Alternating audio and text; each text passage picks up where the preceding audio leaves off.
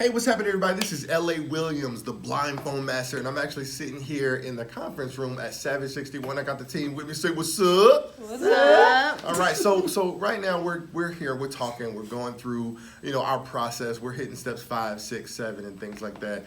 And as I'm kind of explaining how valuable the rebuttals are and things like that, Janelle said something to me. So Janelle, what it was that you said? I said that it is a complete 360 of what I initially thought the processes were going to be.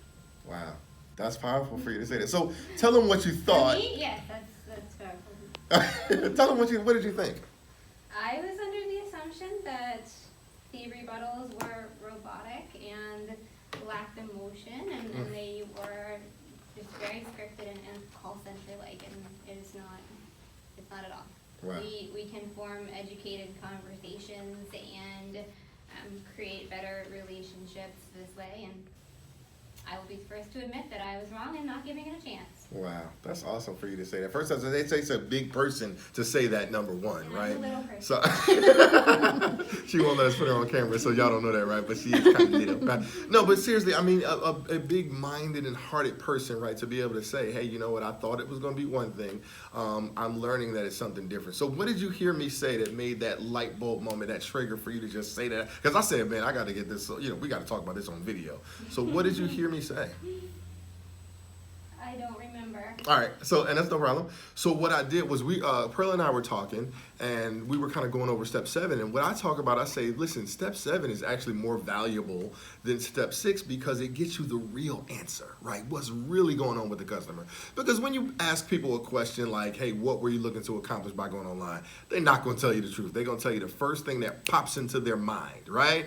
So once she tells me that, it could be price or it could be whatever, and I'm going to give her a rebuttal and I'm going to do my thing. But really what it comes down to, if I say, so Pearly, besides price, what else would you say is important in deciding where you purchase your next vehicle?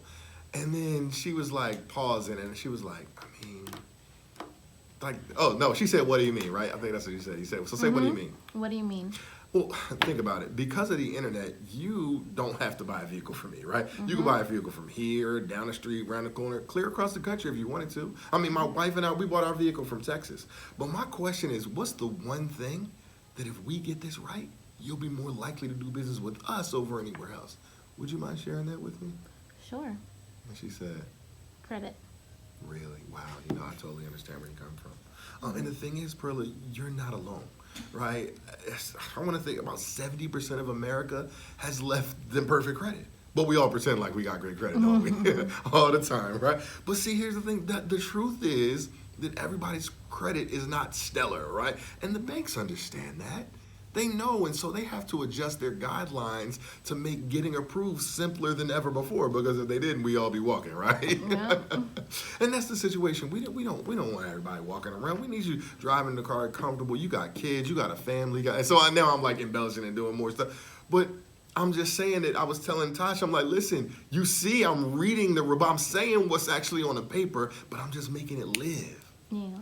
And then that's when Janelle kind of made her comment. So here's the situation. If you have word tracks, if you have rebuttal, listen, you got to treat it just like Denzel would treat it, or you got to treat it like, Kerry Washington would treat it, or whoever your favorite Jerry Maguire, man, Cuba Gooding Jr. You got to treat it like they treat it. It's a script, but they make that bad boy live. They turn it into an experience. You know what I'm saying? You would never think that, the folks on your favorite TV show was following the script, but they absolutely are. So again, if you have a script, man, make that doggone thing come to life. It couldn't work like that if I was reading like, approvals are not just based on a credit score. It's based on the story behind the. It wouldn't work. Yeah. I gotta know this stuff. I gotta have it in my heart, in my soul.